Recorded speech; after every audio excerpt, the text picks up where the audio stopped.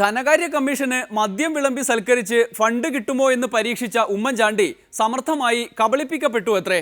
Peg കണക്കിന് ഒഴിച്ചു കൊടുത്തിട്ടും ഒന്നും കിട്ടിയില്ല എന്ന് കളിയാക്കുകയാണ് പ്രതിപക്ഷം. എന്നാൽ അങ്ങനെയൊന്നും ഉണ്ടായിട്ടില്ല എന്നാണ് കെ സി ജോസഫ് പറയുന്നത്. തിരുവനന്തപുരത്ത് ഒരു 5 സ്റ്റാർ ഹോട്ടലിൽ ധനകാര്യ കമ്മീഷൻ മെമ്പർമാരെ കൊണ്ടുപോയി മുഖ്യമന്ത്രിയുടെ സാന്നിധ്യത്തിൽ മദ്യം വിളമ്പി എന്ന് കേൾക്കുന്നു. നേരം വെളുക്കുന്നവരെ ഇങ്ങനെ തീറ്റയും കൂടിയായിട്ടിരുന്നാ മതിയോടോ? വേറൊന്നുമില്ലേ? ആളെ വിട്ടിട്ടുണ്ട്, ഇപ്പൊ വരും. എപ്പോ?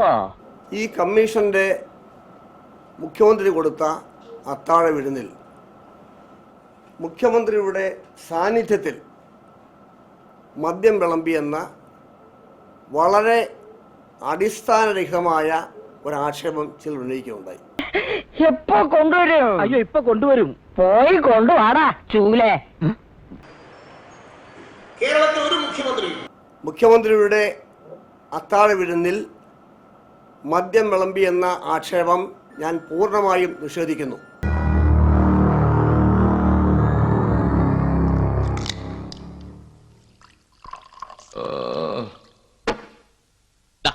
ഇത് കൂടി അങ്ങോട്ട് പിടിപ്പിച്ചാട്ടെ.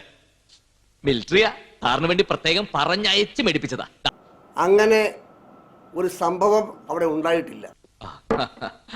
മിലിറ്ററി തന്നെ എത്രയോ സർക്കാർ ഉദ്യോഗസ്ഥന്മാരെ കണ്ടിട്ടുണ്ട്.